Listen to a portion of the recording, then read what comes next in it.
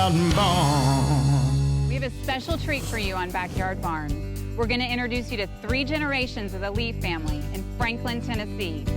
They raise polled Herefords and Katahdin sheep on 1,000 acres amongst rolling hills and running rivers, a place we like to call heaven on earth. Slow, slow, slow. Rake, rake.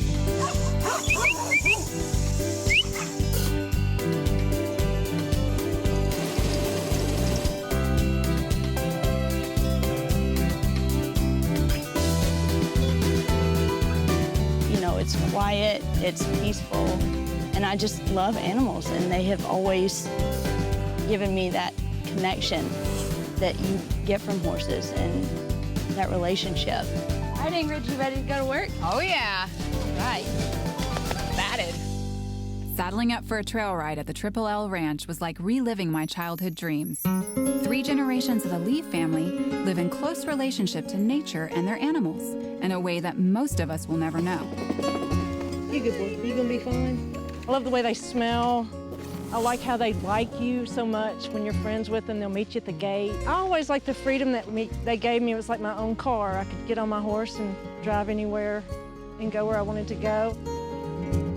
My husband and I decided to move to the country. He wanted to have a farm for his kids to be raised on. We have 5 children. So he and his father looked all around Nashville area, and they came up with this farm. There were 2 old barns, original barns, but there were no buildings, and all the kids built the fences and the barns. He wanted his kids to do a lot of work, so they did. Dad let me buy a horse of my own in 7th grade, and I won a breeder's fee in the 4-H class, and I figured I needed a barn to go with that new baby that was coming. So he said, well, let's build us a barn, and we went riding around together and found a barn that we liked, that we could copy, and built it ourselves, my 2 brothers and I. It was interesting. I knew more about a lot of things like that than most of the guys I dated in high school. And I don't know, that was a good lesson that Dad taught us to be more self-sufficient, and we learned a lot of common sense growing up out here. Because we had a friend that had a horse, and then that he kept out here, and then mine was going to be pregnant soon, so we built 3 stalls. And then when my brother married Tina, my sister-in-law, she got a big interest in horses and added an extra stall on the back so Amanda could have a pony. In what can only be called a beautiful twist of fate, Abby's little niece Amanda grew up and moved back to the family homestead. Now she keeps her 3 horses in the backyard barn. So now that you've taken the barn over from your aunt, how are you utilizing it? I'm using it mostly the same way she did. I've got my 2 horses, Gunsmoke and Chief, in here right now. I keep my feed where she originally kept her feed and my tack where she originally kept her tack. So was this up here used for your hay loft? Yeah, we put this in to get hay out of the loft for feeding, and I hate hay lofts because it's not hard to get the hay out of the loft, but it's hard to get it in the loft from the truck. And do you haul hay into the loft? No, I actually keep it in the tack room. So I hauled enough hay when I was a kid up in loft, so yes, definitely done with that. And what's behind this door right here? This is the tack room. And I used to have a desk in here that I used to sit and write things out, and write my cousin letters, and look at magazines. I used to get Horse and Rider.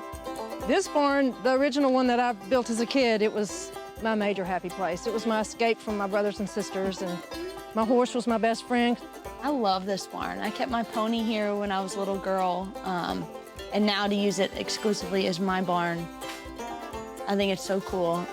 Well, I love it that it's still getting used, because I had so much fun growing up in this barn. So it's sweet that she gets to use it now, and that it's still being a horse barn. Amanda is so wild about her barn, she invited us to come visit. I actually found y'all on Instagram.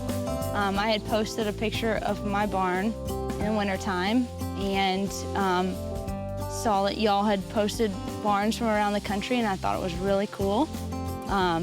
We reached out to one another, and here you are.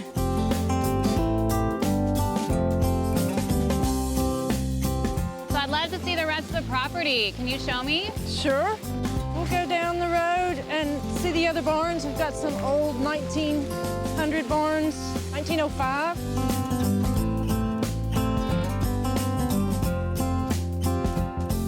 We have so many barns on this place that they all serve various functions, but they each have their own little use. So how old are these little guys? This is a pen of heifers, and they look about 7 months old. They were probably weaned about 3 to 4 weeks ago, and they're in here just getting settled as a group.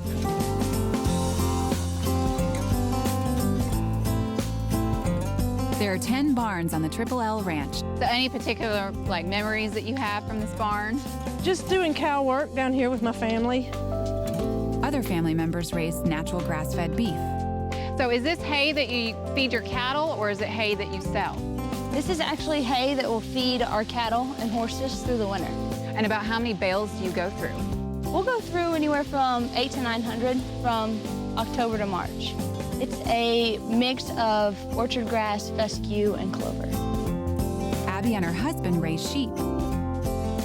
Amanda tends her chickens. Hey, ladies. Do they have names? No, we haven't named these yet. Abby and Amanda share a special pride and affection for their family ranch and all their barns. Recently, they found a unique way to express it.